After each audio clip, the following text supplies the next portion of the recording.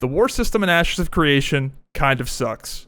Wars in Ashes of Creation right now are essentially just attendance and concurrency checks. If you've played Crowfall or any other PvP game, you'll be familiar with the term siege logger, which is the type of player who just logs in to zerg around, and then the second the siege or PvP event is over, they log off and you never see them again. They log into zerg, they log out.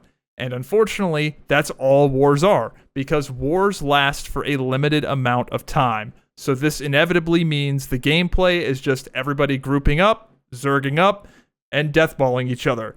You make a death ball, the people you war against make a death ball, and you smash faces in the most mindless, uninspiring gameplay possible. Wars in their current implementation completely invalidate a lot of different styles of PvP. The random open world encounters just don't matter. Entire skill sets don't matter. Entire playstyles don't matter. And in this meta, entire classes do not even matter with the way wars currently are. So in this video, we're going to be talking about some changes I would make to the war system. Not only do I think these changes would make the PvP more interesting and dynamic, and you'd see a lot more variance, I think it would also make the social element of the game more interesting and consequential. The first change I'd make is that wars should not give rewards. Now, I know this is currently the case, but in the past, wars would give rewards. I just don't think it's necessary. I don't think you need a thing poofing in out of nowhere and showing up in your mailbox. The reward for winning the war is being able to bend your opponent to your will and being able to get the resource that you were competing over, or whatever you may have been competing over. That is the reward. You don't need anything else on top of it. We don't need to be inflating the economy with more things poofing in out of nowhere. I just don't think it's necessary. The next change I'd make, and this is the big one that changes everything, and that is wars should last forever, or until one side surrenders, or until a truce is called from both guilds. Both guilds agree to a truce, war's over. This would have crazy ramifications on the different types of PvP you'd be seeing. Because right now, when wars only last 1 hour, you only see one type of PvP, and that is death balls fighting other death balls, because that's what you do when the wars only last an hour. However, when the wars last an undetermined amount of time, all of a sudden, you've got to go do other things. You're going to start seeing a lot more dynamic PvP. The game becomes more interesting in every single way because that guild you're at war with, it's always a threat over the back of your shoulder. Oh, you're farming Forge? Well, you got to worry about that guild you're at war with. They might show up. It changes everything, and it adds consequence to the world. There is no consequence when the wars only last an hour. If I'm at war with a guild that I don't necessarily want to be at war with, who cares? I'll just go do something else for an hour. I'll go watch a show, take a shower, go to the gym, like literally anything for an hour. It's stupid. There's no consequence. There's no risk or reward. Who cares? And not only do you not care, it also encourages bad behavior because there's zero social ramifications for being shitty and just war decking anybody and everybody, because even if you're wrong and you shouldn't have declared war, you just don't care. The perfect example would be Ethereum with Vira. Now, I was in Ethereum, and the entire Vira server hated Ethereum. So everybody declared war on us. And for 3 hours, it was really fun. Everyone in Ethereum enjoyed fighting the whole server. Why? Because it was only for 3 hours, and we got the PvP, and we were all organized, and we had the all-call going, and we were having fun killing people. But guess what? If that never ended, and it was the entire server against Ethereum forever, and it was just a pain in the ass to play the game if you were in that guild, and everything was an uphill battle, we probably wouldn't have had as much fun, because there would have been some serious social ramifications to being as hated as we were. But when it's only 3 hours, and then we can just safely, do our own thing after it's over, like, who cares? Again, who cares when the wars are limited like this? All right, Zyback, so the wars last forever or until someone surrenders. What's to stop someone from instantly surrendering the second they have to face some ramifications for their bad actions? Well, I've got a multi-pronged approach here. First approach is hit them where it hurts, which is their ego and their public image. A lot of these PvP guilds, especially the bad actors, they really care about their image. They care about how good people think they are at the game. And imagine there was a list, like a publicly available win-loss record for every time they surrendered a war and to which guild it was. Hit them in their ego. Now, I am aware that this is probably not enough, but but I do think just this alone would have a huge chilling effect on bad behavior, but you're going to need some hard gameplay mechanics as well. And that brings me to my next thing. If you surrender a war, you cannot declare war for, let's say, 2 weeks. That's right, you can't surrender a war when it's inconvenient and then declare war when it's convenient for you. If you surrender, guess what? You can't declare war for a good period of time.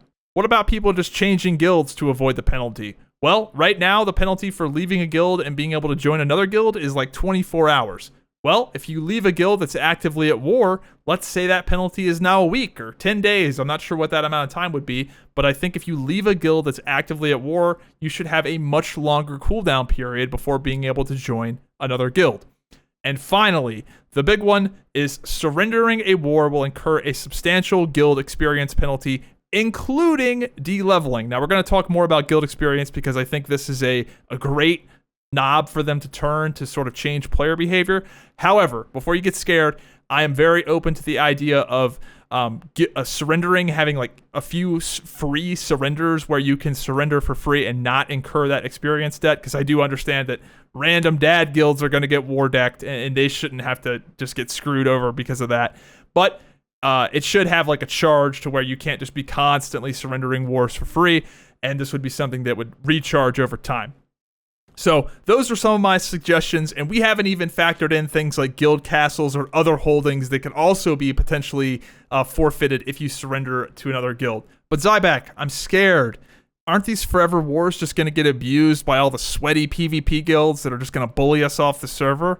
Well, no, I don't think so, because that's not happening right now. Remember that declaring war has a cost, and if you're just a casual guild of dad gamers, what do you have to offer to these guilds? There's no incentive for them to waste the time and resources war decking you. And keep in mind, you'll still have those free surrender charges, so you can just surrender if someone else does do that to you. However, you may not want to or even need to surrender, because the enemy of my enemy is my friend. And this is the big thing I want to hammer home. Now, generally in PvP games like this, it never happens to where everybody allies together and they fight the big Zerg and they win and they kumbaya and it's Independence Day. That never happens in these games. The big, sweaty, organized guild always beats the fuck out of the whole server. That's normally what always happens. But I think in this particular instance, if it's implemented right, might be different.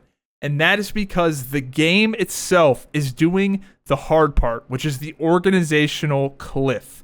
The hardest part about rallying all the troops to fight the big bad guy is the organization part. And this is where it's different in Ashes of Creation, because the game is automatically soft allying you with people that you're at war with. Let's pretend that Aura is being the big bad supervillain of the server, and we're just declaring war on everybody because we just want to kill as many people as possible. Well, everybody not in Aura is just going to be soft allied because the nameplates are going to be green to them. Everybody's a friend unless they're in Aura and they're red. And guess what? That Aura nameplate is red to a lot of the server because we've declared war on a lot of the server. So everywhere we go, enemies surround us. And everywhere you go, you're surrounded by friends. So naturally, the game is going to be harder if you're in Aura and you've just declared war on everybody. So I think that Ashes having the nameplates the way they are and being at war and the game doing that organizational part is going to help tremendously. But Zyback, aren't all these guilds just going to exploit this by creating new guilds and having shell guilds and everybody just flip-flopping around and getting around the penalties like that? Well, not necessarily. So the first thing we talked about was having dramatically longer timeout penalties for leaving a guild actively at war. 1 week, 10 days, I'm not sure what that would be. But the next knob you could really turn is guild experience. When guild experience matters, this is a way you can enforce consequences. Right now, nobody cares if your guild is level 1 or level 25 because guild level doesn't matter. You can do everything with a baseline guild. However, this might not always be the case. Imagine you had to be a level 5 guild to declare war, or a level 10 guild to own a castle. Imagine if your guild had to be a minimum level to partake in some of the more fun PvP activities. The activities that a PvP guild would like to partake in. This would have a huge chilling effect on spinning up new shell guilds to abuse war decking. Because, again, leveling up your guild to that level would take a while. And then also, if you're abusing war decks and having to surrender and whatnot, then you'll lose that guild experience. So it's a natural consequence that would have a chilling effect on the amount of wars you could declare, how crazy you could get. Anyway, thanks for attending my TED Talk. This was just a bit of a stream of consciousness. I would like to hear your feedback. These ideas are certainly not set in stone. I just came up with these while I was at the gym. But I just think it would be so much more interesting if the wars functioned closer to the way that I'd like them to function. And I think we'd start to see some interesting things play out, especially some of these PvP guilds that would inevitably get too big for their britches, declare war on too many people, and then realize, oh no, we have really overstepped here. And then they would have to do one of four things. Number one, get farmed off the server by everyone passively being allied against them. Number two, try to beg the other guilds to declare a truce, which is another mechanic I'd like to see. You know, if both sides don't want to be at war anymore, hey, truce, and you both just go your separate ways. I think that would be interesting for the politicking of the game. Number three, they could just surrender, take the losses.